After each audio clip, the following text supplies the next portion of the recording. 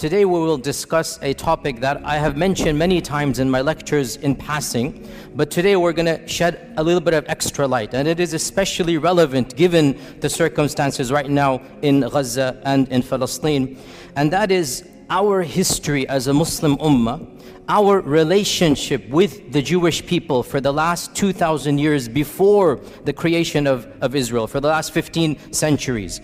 Because the fact of the matter is that it is truly sad in light of our contributions to the survival and the flourishing of these demographics that they seem to ignore and neglect all of these centuries of positive interactions. Because the fact of the matter, once again, Christian Europe treated this demographics in a very different way than we did. And multiple times in history, the Muslim ummah and the Muslim civilization played a vital role in protecting hundreds of thousands of persecuted Jewish people. So we need to be aware of this, and we need to know our own history. And again, only so much can be said for the history of 15 centuries. But as you're roughly aware, we went over this in detail this earlier part in a number of lectures. In the year 70 CE, in the time of Jesus Christ, after Jesus Christ, the second temple was destroyed, and so Judaism once again had its diaspora. They fled across the globe, so they didn't have a land. For the next 2,000 years, where were the Jewish people? Under Christian and then Muslim rule. For 1,500 years before 1947, 1,400 years before 1947, where were the Jewish people? Either in Christian lands or in Muslim lands. Okay, what is the difference between how the Jewish people were treated in Christian lands versus how they were treated in Muslim lands? This is the summary we're going to be discussing today. And of course, the goal is to pique your curiosity. The goal is to start you on the journey. Obviously, in 15-20 minutes, only so much we can do.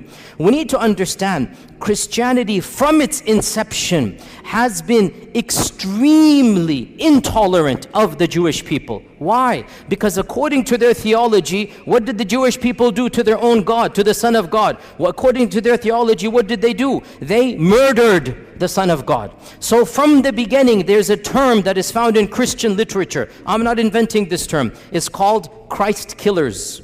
This is what they called the Jewish people, Christ killers. And that is why, generally speaking, in ancient Christianity, medieval Christianity, Jewish people were not treated as equal citizens. They didn't have the right to own property in most of European history. They were forced to live in special areas. The ancient term for this in Venice, the Venetian term, is still used in English. Guess what that term is? Ghetto. That term ghetto, where does it come from? Now we use ghetto to mean what? A very poor, very impoverished part of the city. Well, it was called ghetto for the first time in Venice in the 1200s from a Venetian term to mean low class. It's literally a term that was used for Jewish people. The term ghetto in English comes from them having to live in a separate place of the city. Jewish people in Europe were prohibited from any noble profession. They had to take ignoble tasks. They were prohibited from owning land. They were prohibited from rising up in the ranks of nobility. In fact, the one job that they were not prohibited to do, and that's why they started to do this more and more, was the job that was prohibited by the church, and that is lending of money. The church said you cannot lend money on interest. And Christians, if they do so, they're going to go to hell, they're going to be damned. This is Christian law, by the way. Jewish people were exempt because they're not Christian. And they couldn't work in so many other areas. This is not anti-Semitic, I'm teaching you history. This is a fact.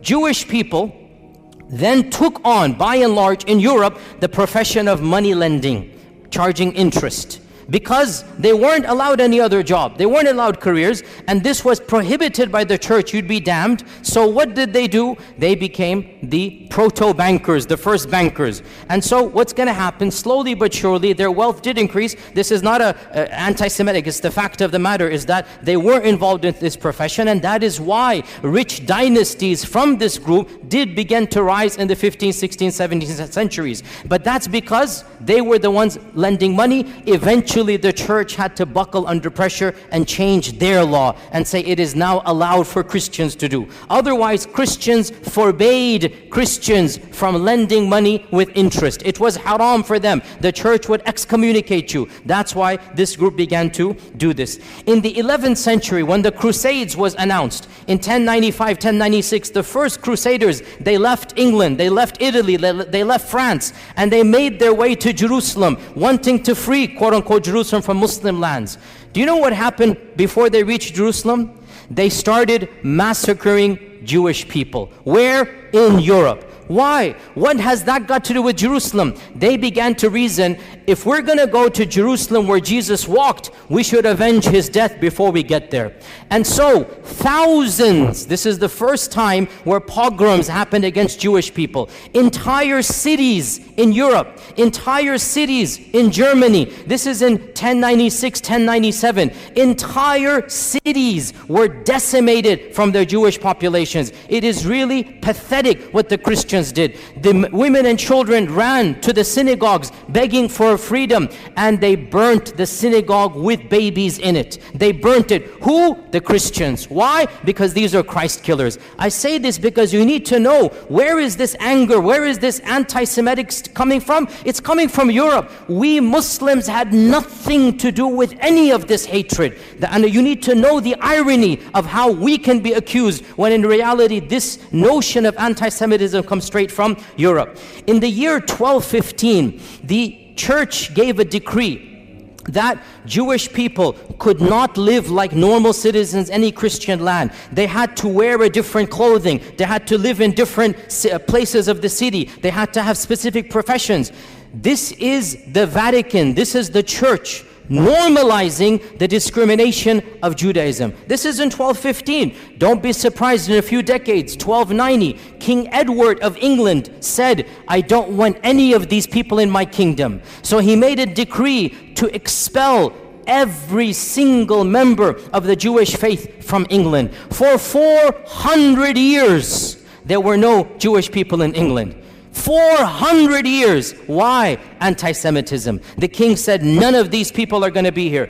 And Shakespeare writes his plays during this time. But the stereotype, the negative, evil stereotype remains in the psyche of Europe. Go read Shakespeare's plays. Go read how he writes about Shylock the Jew. This is Shakespeare, not me. Shakespeare is an anti-Semite in every sense of the term. The stereotypes, the negativity, and ironically, he's never interacted with the Jewish person because there are no Jews in England when Shakespeare's writing because of the decree. Only in 1680 or something the king relents and allows them back in. And that is why, by the way, to this day in England, the Jewish population is very small compared to other places in Europe because for 4 centuries they were banned.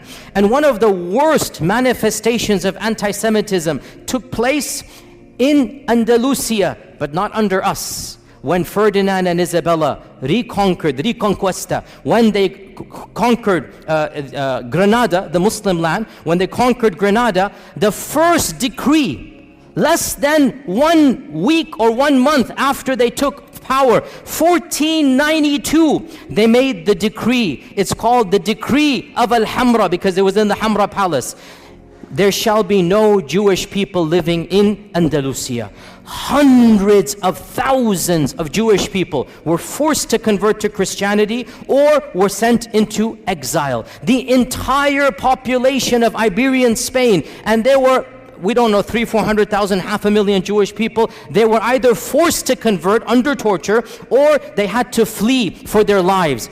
And this is one of the worst manifestations. Now you get to Hitler in the 1930s and 1940s, which is of course the worst anti-Semitic outburst in all of human history. And this needs to be said bluntly. Hitler did not come in a vacuum. Hitler is tapping into mainstream Christian notions of anti-Semitism. anti-Semitism. The term anti-Semite, the birth of anti-Semite, the notions of anti-Semite, it has nothing to do with Arabs and Muslims. It is European and Christian through and through, 100%. Even the term is invented by the Christians and used by the Christians. This is just a summary of Christian lands. Let's move on to Muslim lands. Subhanallah, wherever Muslims went and there were Jewish people, the Jewish people faced a type of flourishing. They were given a type of protection they could never find in Christian lands. And when Muslims conquered what is currently Iraq, what is currently Iran, Iraq had a large population of Jews in Baghdad from the time of the first expulsion, not even the second, from 500 BC, because the largest group of Jews from the first expulsion, they went to Iraq. So Muslims found large groups of Jews in Iraq. In Iran, Isfahan, hundreds of thousands of Jewish people, again from the first and second expulsion. And the Muslims came and found them, and they gave them protection under the treaty of Umar ibn al-Khattab. Jerusalem, when Umar ibn al-Khattab marched into Jerusalem, guess how many Jewish people were there? 0. Guess how many synagogues? 0. Jews were not allowed to worship in Jerusalem under the Christians. Guess who gave them the freedom to build the first synagogue after the collapse of the temple? It was none other than Umar ibn al-Khattab radiyallahu anhu. Umar ibn al-Khattab, acting upon Islamic commandments, acting upon prophetic guidelines. Jews and Christians are Ahli Kitab. They have the right to live freely. They have the right to worship. They have the right to build their synagogues and whatnot. Now, modern, liberals come along and they say, oh, the conditions of Umar al-Khattab are second-class citizenship. I'm not going to claim that Umar radiallahu anhu's condition is the same as secular America. It's not.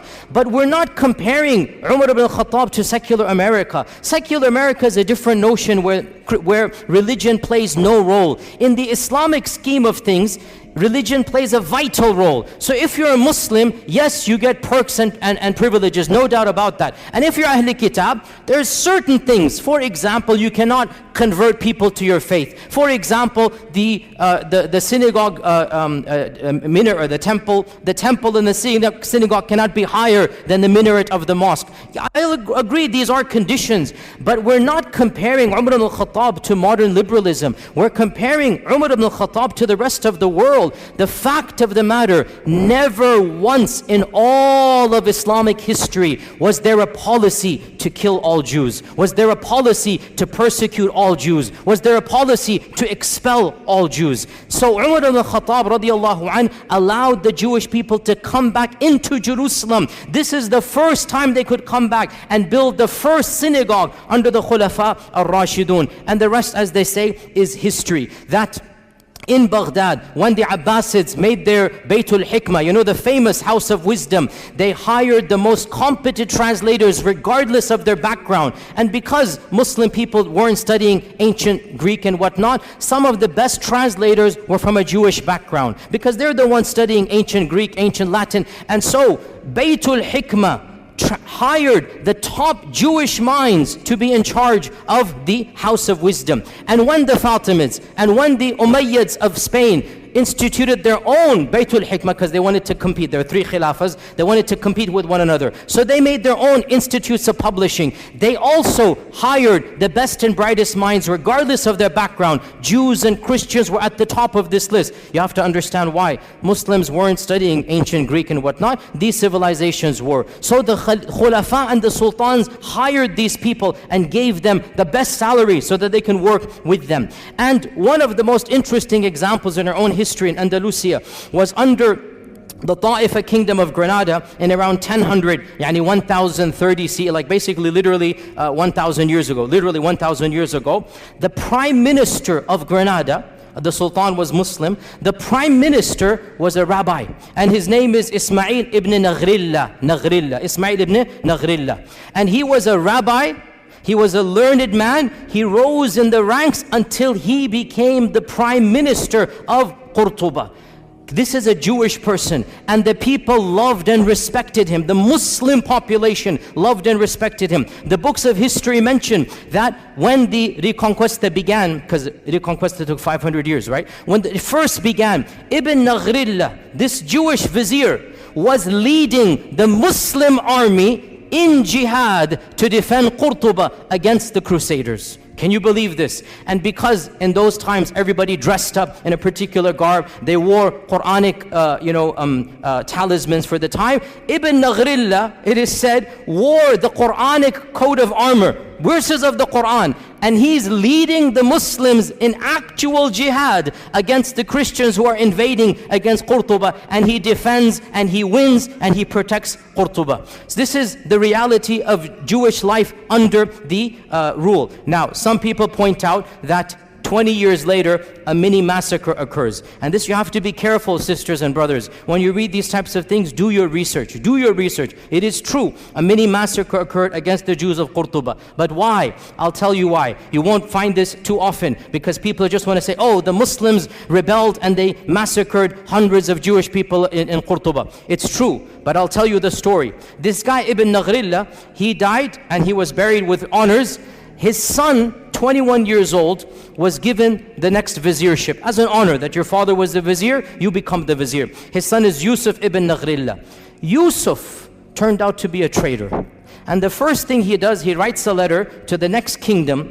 If you invade on such and such a date, I'll make sure you win over the kingdom, I'll distract the army and whatnot, but there's one condition, you must make me the ruler, and I'll pay taxes to you.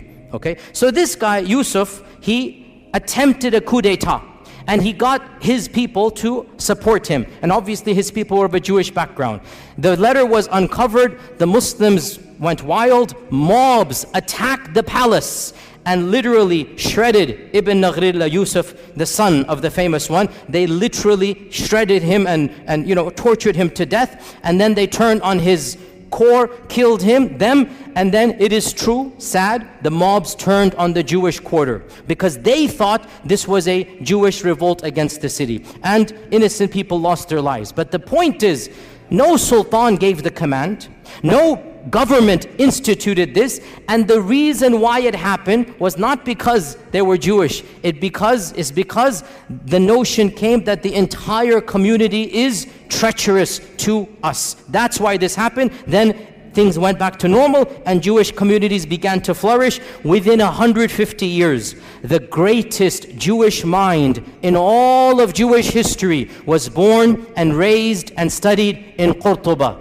Who is this person? Who can tell me? Musa ibn Maymun. Rambam is what the Jewish people call him. The holy rabbi, Rambam. Memorize this name. That's a title, honorific title. Musa ibn Maymun, Moses Maimonides. In the entire history of Judaism, there is no theologian that is more respected and venerated than Rambam. Rambam, Moses Maimonides, born and raised in Qurtuba, traveled the Muslim world, died and is buried in Egypt, in Cairo. He spoke fluent Arabic. He went through the madrasa systems. In those days, if you wanted to study, you went to the madrasa, right? And the madrasa is religious. So you study the sciences along with Quran and tafsir and hadith and fiqh. So Musa ibn Maymun, as a Jewish student, was not just given the freedom, he excelled in his studies. And his biographers mentioned this. I'm not making this up. Read his modern day biography. He lived like a Muslim, prayed like a Muslim, recited Quran like a Muslim. Nobody forced him. It was free. Andalusia, you could be who you are. But he was in such awe of Islam that some people say he secretly converted for a few years. Allahu A'lam. But he lived like a Muslim in the dorms. And there was no pressure because in Andalusia, there was a type of religious freedom that was not found anywhere in Europe. You could be a Christian, you could be a Jew, you could be a Zoroastrian, you could be a Muslim, and everybody lived freely in Andalusia. But Rambam decided to act like and memorize the Quran like a Muslim. Eventually, he goes back to his rabbi, profession, and he begins writing. Now, this deserves an entire lecture. I don't have time to get into there, but it is one of my areas that I love to read about because intellectual history is my area. Moses Maimonides, listen, I'll just summarize it. He took Islamic concepts and he Judaicized them. Mainstream Judaism is influenced by Moses Maimonides, and Moses Maimonides is influenced by Islamic thought. Now this is not a conspiracy. Again, look this up.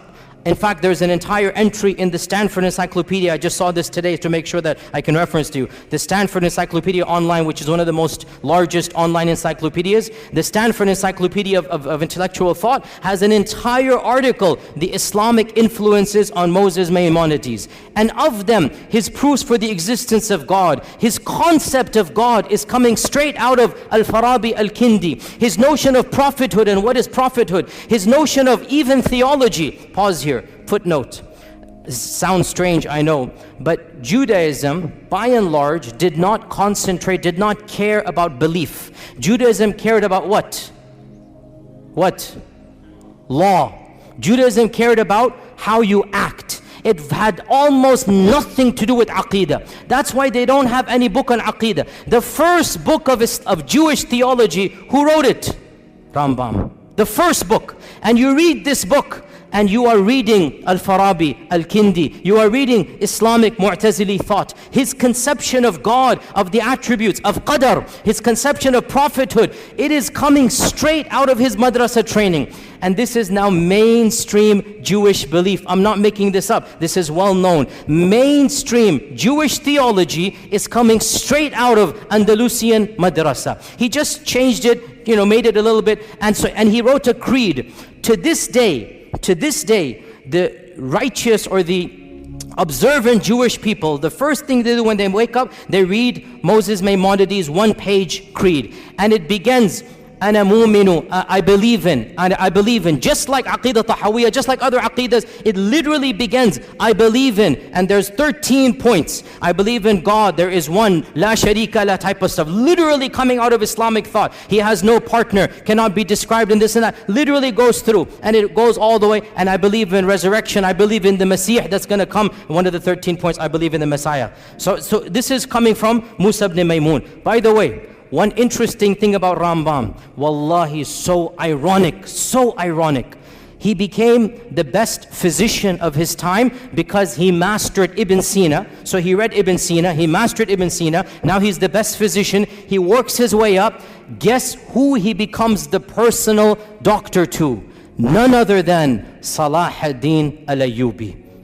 Salah ad-Din al-Ayyubi takes him as his personal court doctor. For a period of time, he travels with Salah ad-Din. He is the primary doctor of Salah ad-Din Ayyubi. Nobody can accuse our religion of anti-Semitism. Nobody can accuse our sultans, our khulafa of hating people because of their different faith. It didn't happen that way. If you were talented, you were the best doctor, and it's so ironic. Salah ad-Din is conquering Jerusalem, and Rambam is his main doctor. Subhanallah. How can we not remind our Jewish brethren of this reality? Look at from where to where. Look at the past, and now look at how that has flipped. Eventually, he went to Egypt. He lived in Egypt. By the way, he wrote most of his writings in which language? Arabic.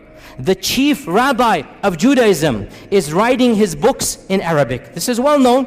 You can see them and look at them online. And he has a book called The Guide of the Perplexed. And there are a number of papers about this, that this is coming straight out of Al-Ghazali's Al-Munqidh min al-Dalal. Literally, Imam Al-Ghazali wrote Al-Munqidh min al-Dalal, and there is a book that he wrote for his people, The Guide for the Perplexed. And it has the same motifs, the same notion. Again, it's not copy-paste, because in the end of the day, he's an intellectual thinker. But he takes ideas, he takes notions from Islam, and he Judaizes them, which is what we expect to do. But where is the origin? What's the kernel? From our faith tradition. It is true to say that never in the last 2,000 years before the creation of this country has the Jewish people flourished as they did under Muslim Spain, under Islamic Andalusia, their greatest minds, their largest synagogues. You can visit their synagogues to this day. In Qurtuba, in Granada, they still have their synagogues that were built not under the Christians, under the Muslims. Now in 1492, Ferdinand Isabella come, the first decree, all Jewish people will leave or convert or die, be killed. Where did these 500,000 Jewish people go? The Sultan Muhammad II gave a decree.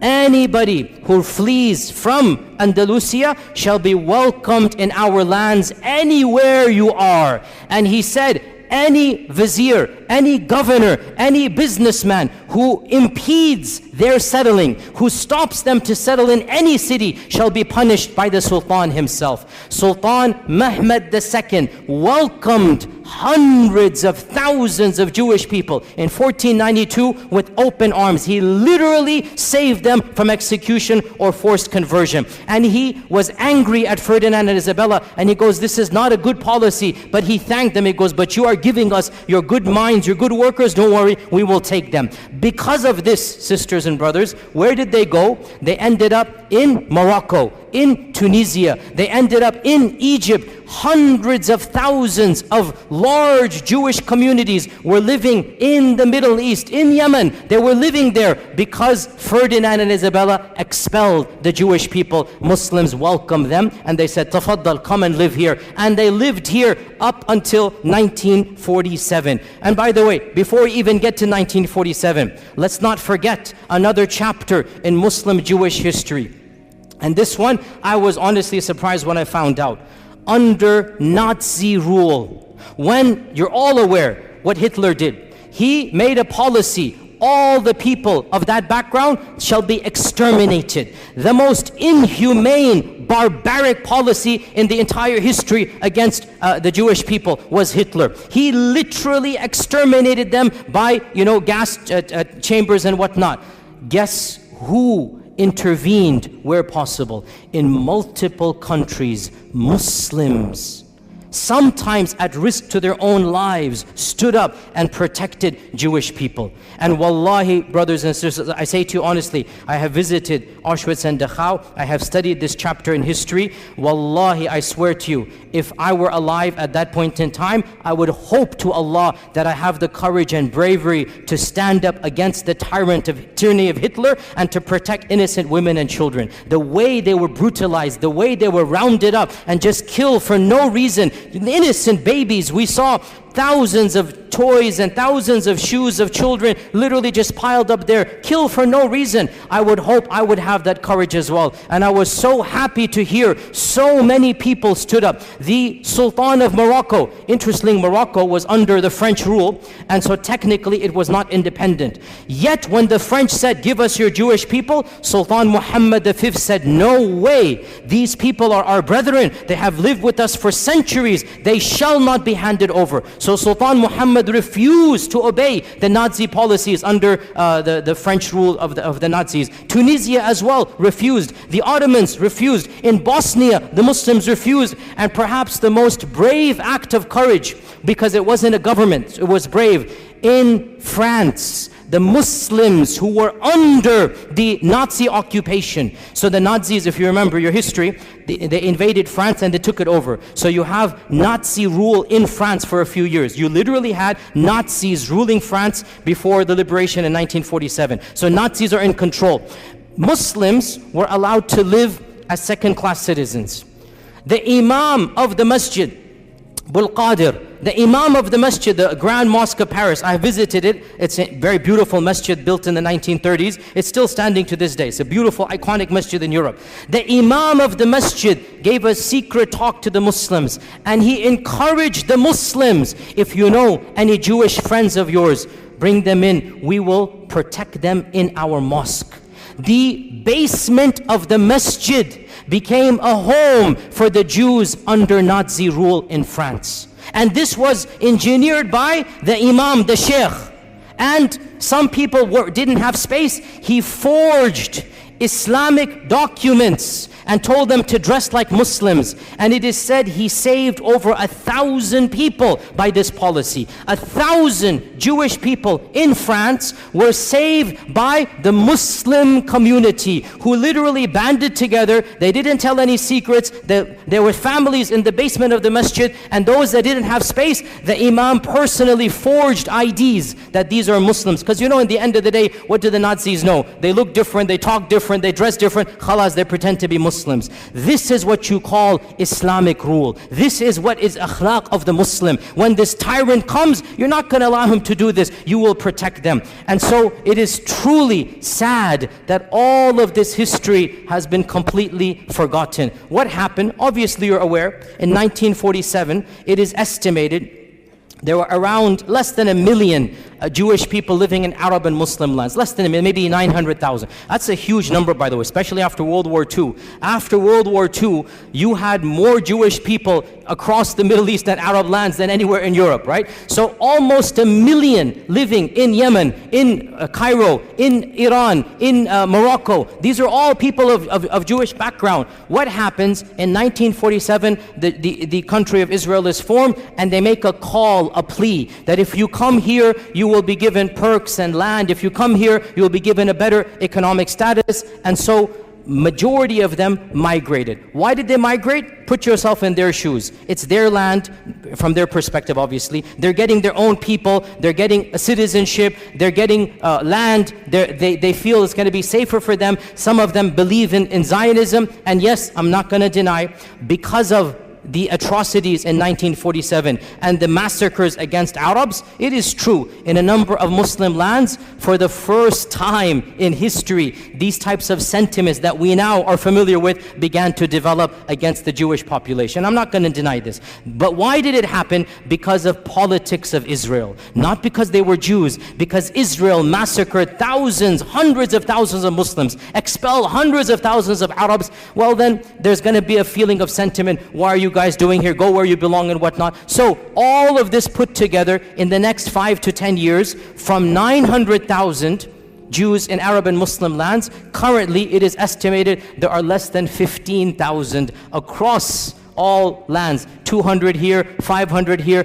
all of them have come to Israel. But one final point, and with this we conclude. Subhanallah, this is something you need to know, O Muslims. This division of living under Muslim, living under Christian, it had and has and continues to have a profound impact on the demographics of the country of Israel. Judaism is divided into multiple groups. The three most important groups: number 1, Ashkenazi; number 2, Sephardim; number 3, Mizrahi.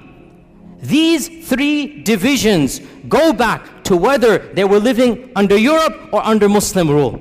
And the most Europeanized Jewish people are the Ashkenazis. These are the ones, they never lived under Muslim lands. These are the ones, they have a different cultural background. They're more European. Generally, they're more secular. Generally, they're the ones in charge. Generally, they're socioeconomically privileged, and they're the governments ever since the founding of Israel. Sephardim are those Jewish people that were kicked out of Andalusia. And Mizrahi are the Jewish people who lived in Arab lands, Yemen, Iran, other places for many millennia. They are the smallest. Generally, Sephardim and Mizrahi are more pious. They're more orthodox. They're more religious. They're more believing in God. And a lot of you don't know this. In Israel, they are treated like second-class citizens. In Israel, because they can tell by your looks, they can tell by your name, they can tell by your culture. The Ashkenazis, who have a white skin color, are the superior class.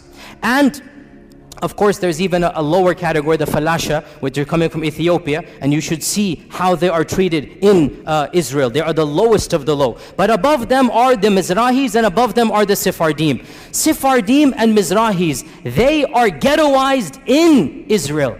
In the 40s and 50s, they were not given the land they were promised. They were not given the perks that the Ashkenazis were given to. They were not given government positions. And this caused, I'm not joking, you can look this up, in the 60s and 70s, political parties, some of them semi-violent, from the Sephardim, from the Mizrahi, were formed to fight against whom?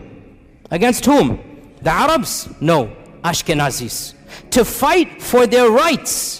And these days there is a massive party in Israel called the Shas Party, S-H-A-A-S, the Shas Party. It is the 4th or the 5th largest party. It is a party that was founded to protect the rights of the Arab Jews, i.e. the Sephardim and the Mizrahi Jews, so that they have equal rights as the Ashkenazis. You have to realize racism is rampant in that group of people, even amongst their own.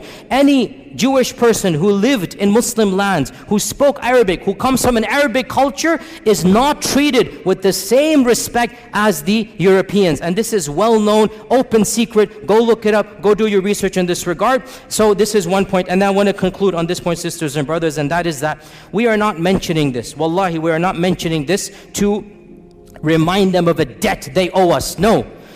We did this because Allah told us to do it, not because of them. We did this because our Prophet ﷺ taught us this is how we treat minorities. We would do it all over again. But we just want to show the world this is Islamic law. This is Islamic Sharia. The freedoms that they had, the intellectual, curiosities, the books that they produced, they couldn't produce a fraction of them in Europe in medieval times. And that is what we give to the world. It is truly sad. And we don't say this as a debt or a favor. We're just pointing out the facts. It is truly sad that the same descendants of those whom we saved, those who were given refuge with us, they have flipped the script and they are doing what Hitler did to them, they are doing to the very people who protected them. And we just say this as a historical fact and record. Otherwise, we complain to Allah and Allah alone. These are facts we should all know, and we are proud as Muslims of our history, and we're proud of our Sharia, and there's nothing to be ashamed of. Alhamdulillah, thumma alhamdulillah, and inshallah we'll continue in the same vein. Jazakumullah khair. Assalamu alaikum wa rahmatullahi wa barakatuh.